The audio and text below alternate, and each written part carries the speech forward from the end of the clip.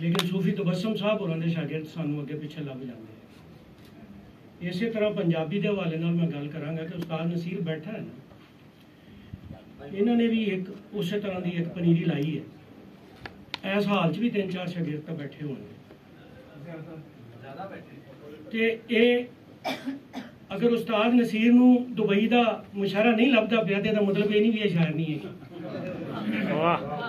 वो जिहड़े दुबई जा रहे हैं इन्हां दे ही बनाए है। वो जिस तरह उर्दू के गए हुए जाते जिहड़े उत्थे मुशारे लुट के आउंदे हो जवेद कासम के मिसरियां नूं चोरी करके या इस्तफादा करके या सरका करके वो जो भी कह लो उन्होंने उत्थों पहुंचे नहीं। दूजी गल मैं ना तो MPhil कर रहे हैं तो ना बायोलॉजी। मेरा मजमून बड़ा खतरनाक क्योंकि मैं दिमाग का डॉक्टर मैं गल किताब से कर। मेरे नज़दीक नसीम गुलफाम बड़े सोहने तरीके दे नाल डॉक्टर साहब ने ये गल की कि जदों तुसीं मशके सुखन करते पे होंदे हो कि तुहाडी जिहड़ी पहलां दी शायरी है वही तो यह सबूत दिंदी है कि तुसीं दर्जा बदर्जा शायरी दे इस अरूज ते पहुंचे हो कि जिथे आके कोई बुल्ला बनता है, कोई वारिस बनता है, उस्ताद नसीर बनता है, इकबाल कैसर साहब बनते और फिर उस तो बाद ज़ाहिर जरपालवी साहब चले गए, वो बनते हैं जेडे मिसरे सीधे करते। मैनू इस गल तो भी इख्तलाफ है भी असीं मुशारे की तकड़ी ला के बैठे होंगे। शेर का मजा कोई नहीं लेंदा, बस ये वेखता है ये अद्धा फेलन घट है ये बहुता है। वो भाई ये कलियां दस देवी उस सोच का उस ख्याल का मजा तो ले लीए, फिर उस तो बाद अगली गल कर लो। हुणे मेनू जवेद कासम होरां ने कान दे विच एक गल कही, कहंदे की गल सोच ते ख्याल तो बगैर भी शेर हो जाता है। मैं कहा शेर का तो पता नहीं मिसरा हो जाता है जिवें फेलन फेलन फेलन फेलन हलो मिसरा हो गया। हुण इहदे चों सोच ते ख्याल किने पढ़ना? उसे ने पढ़ना जिन्हें आपदे दुख नूं दूसरे दे दुख नूं आपदा दुख बनाया, उन्होंने कुछड़ चुके। इन्हें कला आपदा दुख कुछड़ नहीं चुकिया। किते धी ध्याणी की गल हो रही है तो ओदा दुख कुछड़ चुका है, किते मां की गल हो रही है तो ओदा दुख कुछड़ चुका है, किते यारां की गल हो रही है तो ओदा दुख कुछड़ चुका है। ये सारे जमाने का दुख कुछड़ चुक के उन्हें हवा का रिज्क नहीं बनाया, उन्हें किताब कही है तो असीं ओहदी रूनवाई की तकरीर च आके तनकीद कर रहे। जद आया वक्त करीब होवे एक धड़कन बेतरतीब होवे, फिर कलमा यार नसीब होवे, इंज टौरा वख ने जान दियां पर हमदा रब रहमान दियां। जिन्हें भी कोई वड्डे वड्डे शायर जिन्हां दे बारे दे विच या जिन्हां दीयां किताबां दे उत्ते असीं MPhil करदे हां तो सानूं डिग्री लभदी है। मैं भी कीता, मैनूं पता किद्दां लभदी। तो बाकी अगर पढ़ना हो तो डॉक्टर गाफर शहबाज दे काफ़ी सारे कालम इस गल ते ने कि किस तरह जिहड़ा उस्ताद होरी तुसीं तो जानदे हो कि किताब कित्थों आउंदी है तो फिर उहदे ते MPhil किवें हुंदा है। लेकिन ए जिहड़े मैं 5 शेर पढ़े ने, 5 मिसरे पढ़े ने, ये हमद दे ने। ये जिन्हें भी अज वड्डे वड्डे शायर पंजाबी दे या उर्दू दे बैठे हुए हैं समेत मेरे जिहड़ा अपने आप नूं समझदे असीं किताब लिख के पता नहीं की कर दिता है, मैनूं दस दिओ किहड़े लिहाज नाल उस म्यार तो घट ने। तुहानूं चुप रहण दी इन्नी आदत हो गई इस गल ते ताड़ी मारनी सी नहीं होई। इकबाल कैसर साहब हर शायर अज चूंकि आपका कलाम नाल लैके आया हुआ उन्होंने पता है तो बाद मुशायरा भी है, ये ना हो मैनू तो डॉक्टर सगीर नूं गालां ही पैंदियां होण। मैं थोड़ी जी गल जिहड़ी है आपदे हिस्से दी करके, वैसे मैनू ये एजाज हासिल है कि इस किताब का फ्लैप मेरा लिखिया ये इस मेहरबान दी मैं समझदा है कि बहुत वड्डा मेरे ते एहसान है कि इन्हें उस हफ्ता दे हुंदियां मैनू ये एजाज बख्शिया कि मैं इहदे ते कुछ लिख सकां। मैं चूँकि ਜ਼ਾਤੀ ਤੌਰ ਤੇ ਉਮੀਦ ਦਾ ਸ਼ਾਇਰ ਹਾਂ। मैं उम्मीद की गल करदा शायर मैं अपने आप को इस तो कह लिया कि हेतम भाई बाहर ने, वरना हो सकता मेरी तशकीक से भी कुछ ना कुछ तशकीक हो जाए।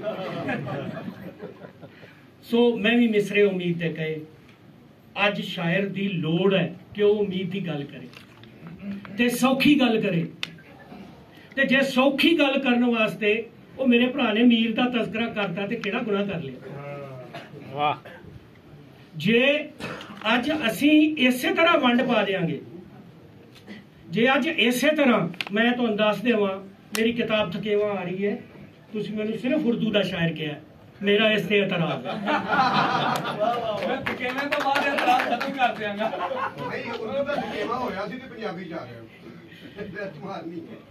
हुण चंद एक मिसरे मैं तुहाडे सामने रखन लगा। हर किताब के अंदर हर कारी ने या उहदे पढ़न वाले ने उहदे विचों एक अपना नजरिया, अपनी सोच ते अपनी उम्मीद, अपनी आस लभनी होंदी।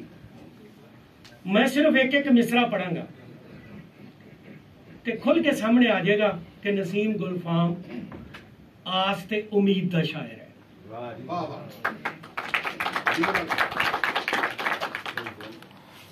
मेरी मर्जी नाल नहीं टुरदे सूरज चन्न ते तारे। कला मिसरा पढ़ लो, तुहानू सारिਆਂ ਨੂੰ इदां लगेगा भी चन्न ते तारे जिवें टुरन डए है। ऐ मंजर नगारी जिन्हों पंजाबी दे विच मैं समझदा कि खाल खाल वेखण नूं लभदी है, नहीं पंजाबी च ही लभदी है। घुंगरू की गल होवे ना तो लगदा है घुंगरू नूं बन्नण वाला जिहड़ा ना नचदा नजर आउंदा। इसे तरह वैन पाउण की गल करे ना तो अखां चों हंझू वखदे नजर आउंदे है। ये पंजाबी है जिहदा ढिड एडा वड्डा भी हर चीज नूं हजम कर सकदा है। जिहड़े लोग इतराज करते हैं कि साडे नाल आ ज्यादती हो गई, साडे नाल आ ज्यादती हो गई, और तुसीं इदां दीयां किताबां लियाओ, फिर मैं वेखां कौन कहंदा तुहाडे नाल ज्यादती होई। असी शेर भी कोई नहीं कहना, असी कोई चीज कोई काम भी नहीं करना, ते इतराज भी सब तो बड़ा करना है कि साडी जुबान दे नाल ज्यादती हो गई। या तो काम करके विखाओ। जे 50 उर्दू दी किताबां आ रही और यार कोई 10 तो पंजाबी दी लियाओ, फिर वेखिए किवें जगह ना इस जुबान की तरक्की नहीं होंदी। वरना जिन्नियां गल्लां कीतियां वो सारियां हवा है। ਇਹਦੇ ਵਿੱਚੋਂ भी असीं एडिट करांगे, ਜਿਹੜੀਆਂ पसंद ਆਉਣਗੀਆਂ रखांगे, बाकी कढ़ देंगे। ਇਹ किताब है ਤੇ ਅੱਜ बड़ी खुशनसीबी वाली गल है, उस्ताद इकराम आरफी इस गल की तायद करनगे कि गालिब ने मरण तो बाद आपकी जिहड़ी है वो पछाण वेखी। जिन्ने भी शायर सीगे वड्डे वड्डे मीर साहब जिन्ने भी वड्डे सी, सारे ने मरण तो बाद वेखी। वो ये होर जमाना की बदले कि अज किताब आई है ते अज ही ओदी पजीर आई, ओदी जिंदगी च होण लई। किने बदलिया जमाना? ये आस ते उम्मीद की शायरी ने बदलिया, ये सच्चे अखरां ने बदलिया। साडी मूँह करोड़ करोड़ के ते औखे औखे दे पंजाबी दे लफ्ज बोल के मां बोली नहीं गी, वो किताब बोली है भा। मां बोली वो सी जिहड़ी मेरा भरा बोल के गया, क्योंकि ओदी मां ने ये बोली सी। वाह, जिहड़ी मैं बोल रहा मेरी मां ने बोली है। मां बोली ना एक आखो इनू, पंजाबी मैनू मां वर्गी। वारस दा मैं वारस हाँ ते भुल्ले दा मैं दास। वारस होने का दावा एडा सौखा नहीं होता, लेकिन मेरे भरा ने किया तो उन्हें दसिया भी है कि हाँ मैं वारस है। ये अलग गल हैगी है कि कहते होंगे ना कुछ लोगों ने कब्जा भी किया होंगे। वो चल कोई एक अद्धी कनाल तो हिस्से चाहिए, मरलिया किलियां के उपर तो बरबिया से तो कब्जा है। दुआ है अल्लाह करे तुहानू कार्नर का प्लाट लग जाए। गूंगे शहर नूं जीभा दी अज वाकई इदा होया। किताब है तो असी बोलन डे, वरना गूंगे सी। शेर होया तो असी उहदे ते गल कीती, वरना असी गूंगे सी। सोच सामने आई है तो असी उहदे ते गल कीती, वरना असी गूंगे सी। जीभ हुंदियां होया भी असी गूंगे सी। अपना ढिड भरन तो पहला चार चफेरे वेखो। क्या ये मेरे दीन ने नहीं समझाया? क्या ये हिंदू मजहब दे विच नहीं हैगा? क्या ये ईसाईयत दे विच नहीं हैगा? फिर ये किताब किसी मुसलमान कल्ले दी नहीं हैगी भाई।